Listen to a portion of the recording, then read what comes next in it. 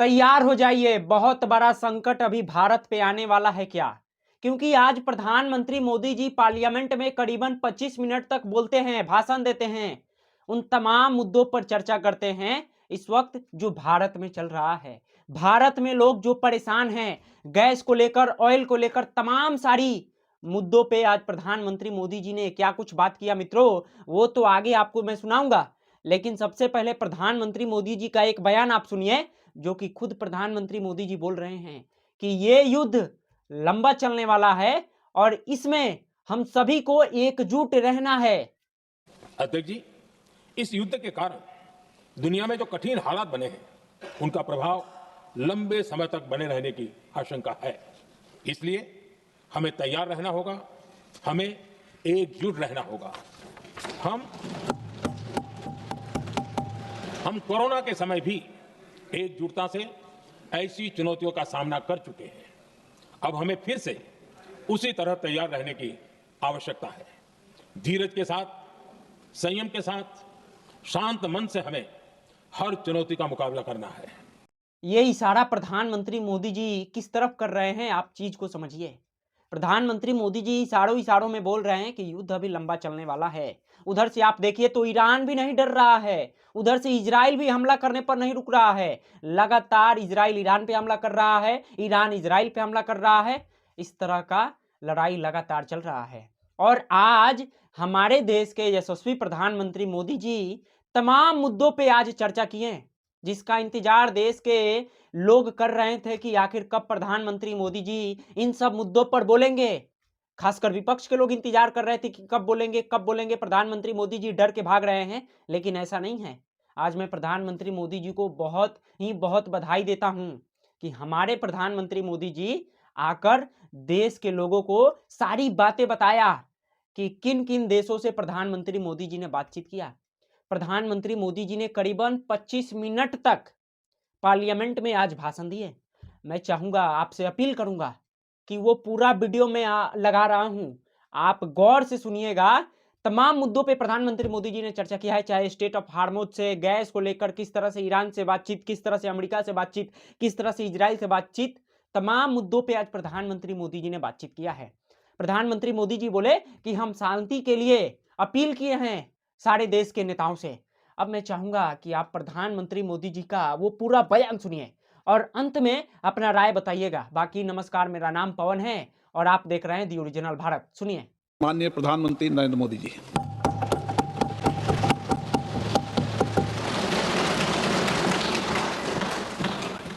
आदरणीय अध्यक्ष महोदय,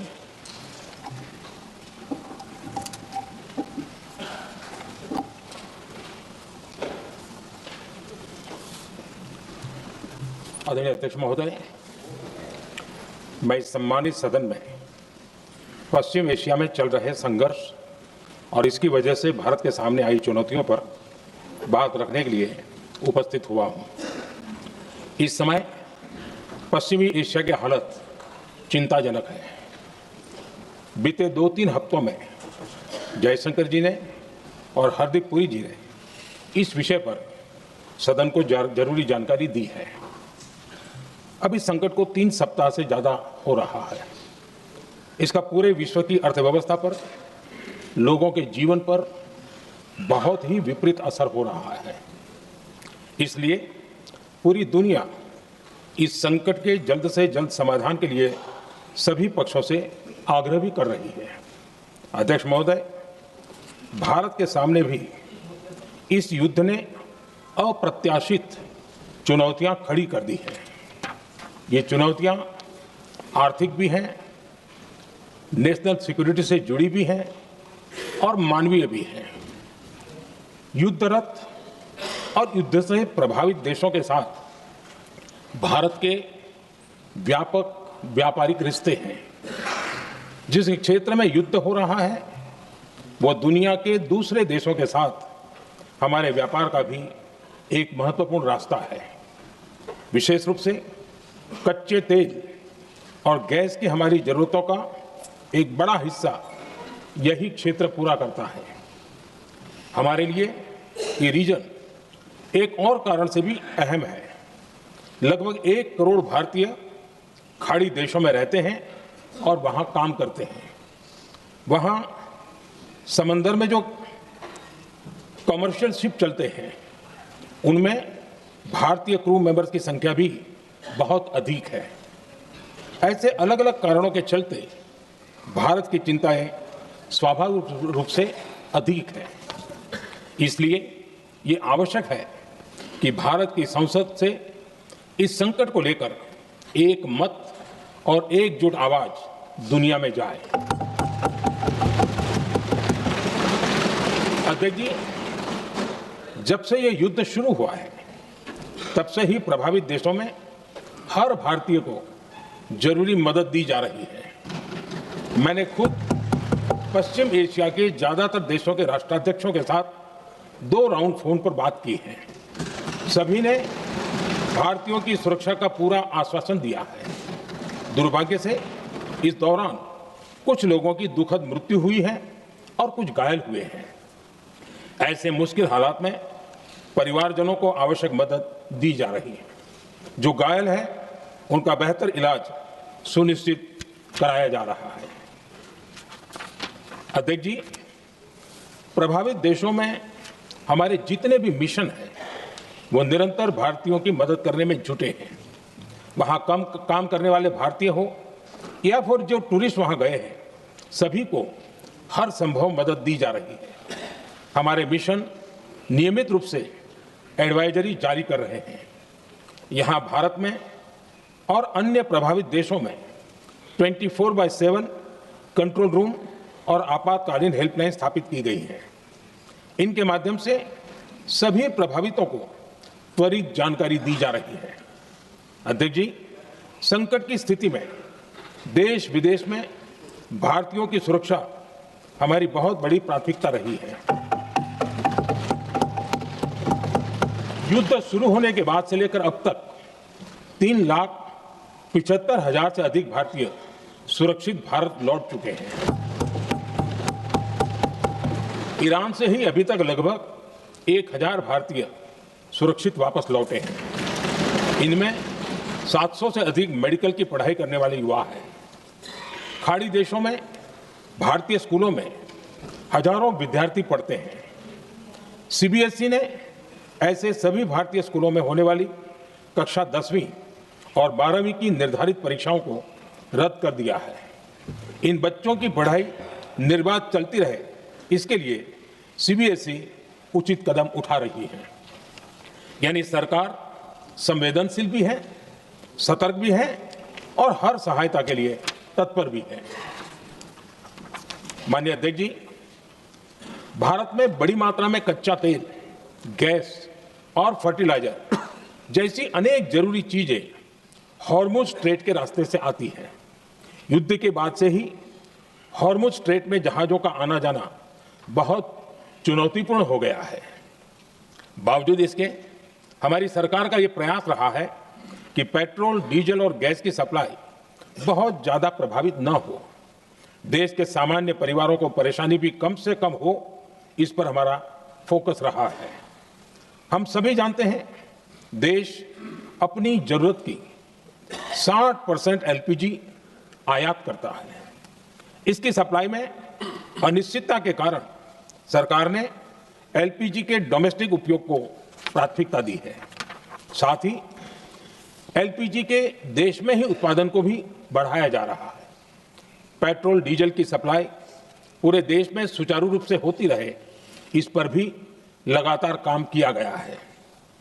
अध्यक्ष जी, आज की इन परिस्थितियों में एनर्जी सिक्योरिटी को लेकर बीते 1 दशक में उठाए गए कदम और भी प्रासंगिक हो गए हैं।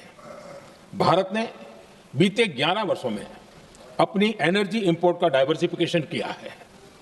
पहले क्रूड ऑयल, एलएनजी, एलपीजी ऐसी एनर्जी जरूरतों के लिए 27 देशों से इंपोर्ट किया जाता था। वहीं आज भारत 41 देशों से एनर्जी इंपोर्ट करता है।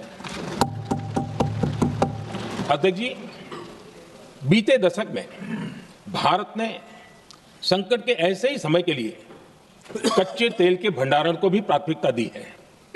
आज भारत के पास 53 लाख मीट्रिक टन से अधिक का स्ट्रेटेजिक पेट्रोलियम रिजर्व है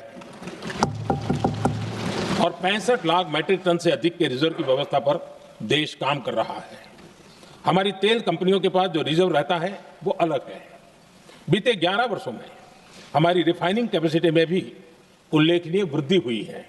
अध्यक्ष जी, सरकार अलग अलग देशों के सप्लायर्स के साथ भी लगातार संपर्क में है। प्रयास ये है कि जहां से संभव हो वहां से तेल और गैस की सप्लाई होती रहे। भारत सरकार गल्फ और आसपास के शिपिंग रूट्स पर निरंतर नजर बनाए हुए है। हमारा प्रयास है कि तेल हो, गैस हो, फर्टिलाइजर हो, ऐसे हर जरूरी सामान से जुड़े जहाज भारत तक सुरक्षित पहुंचे। हम अपने सभी वैश्विक सहयोगियों के साथ निरंतर संवाद कर रहे हैं ताकि हमारे मैरीटाइम कॉरिडोर सुरक्षित रहे। ऐसे प्रयासों के कारण बीते दिनों हॉर्मुज स्ट्रेट में फंसे हमारे कई जहाज भारत आए भी हैं। अध्यक्ष जी, संकट के इस समय में देश की एक और तैयारी भी बहुत काम आ रही है। पिछले 10-11 साल में इथेनॉल के उत्पादन और उसकी ब्लेंडिंग पर अभूतपूर्व काम हुआ है। एक दशक पहले तक देश में सिर्फ 1-1.5% इथेनॉल ब्लेंडिंग कैपेसिटी थी। आज हम पेट्रोल में 20% इथेनॉल ब्लेंडिंग के करीब पहुंच रहे हैं। इसके कारण प्रति वर्ष करीब 4.5 करोड़ बैरल कम ऑयल इंपोर्ट करना पड़ रहा है। ऐसे ही रेलवे के बिजलीकरण से भी बहुत बड़ा फायदा हो रहा है। अगर रेलवे का इतना बिजलीकरण न होता तो हर साल करीब 180 करोड़ लीटर डीजल अतिरिक्त लगता। ऐसे ही हमने मेट्रो का नेटवर्क बढ़ाया है। 2014 में जहां देश में मेट्रो नेटवर्क 250 किलोमीटर से भी कम था, आज ये बढ़कर करीब 1100 किलोमीटर हो गया है। हमने इलेक्ट्रिक मोबिलिटी पर बहुत अधिक बल दिया। केंद्र सरकार ने राज्यों को 15,000 इलेक्ट्रिक बसें चलाने के लिए दी हैं।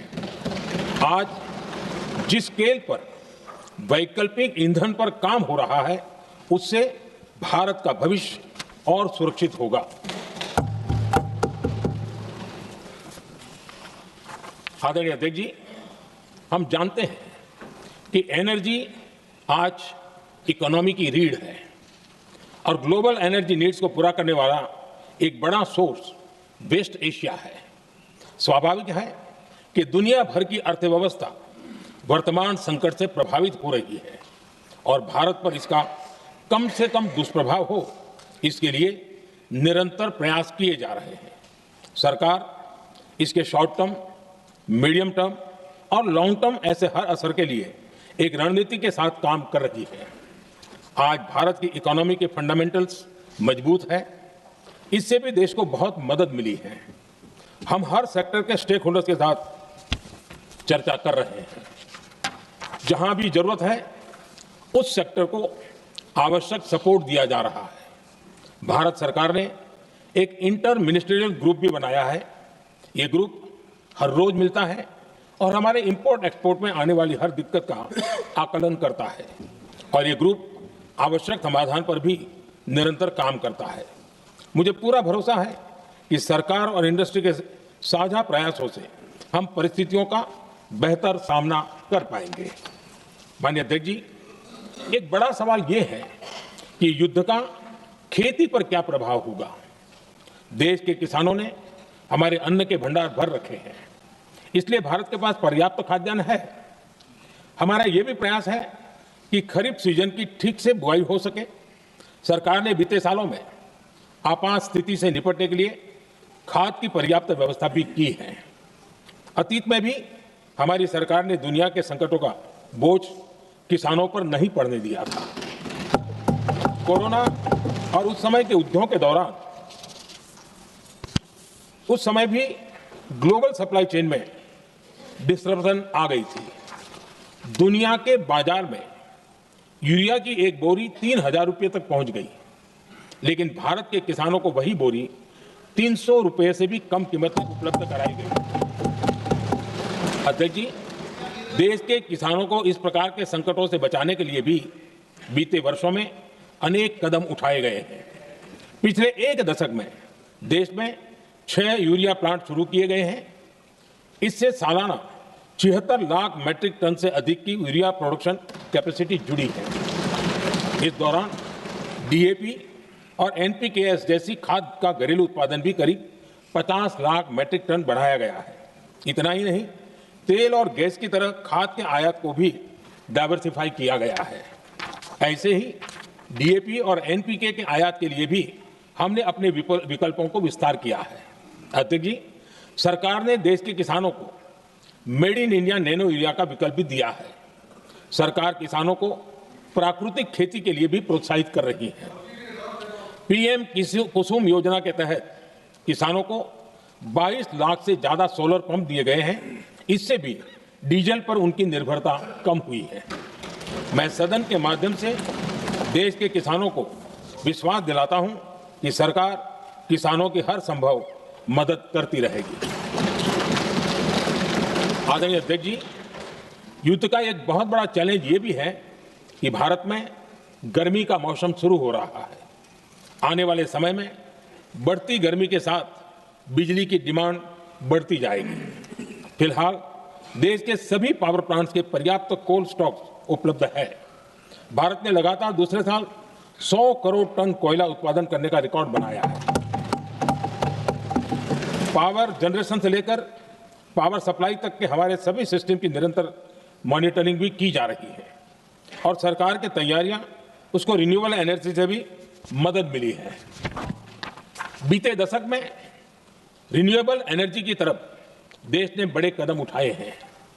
आज हमारी total install power generation capacity का आधा हिस्सा रिन्यूएबल सोर्स से आता है।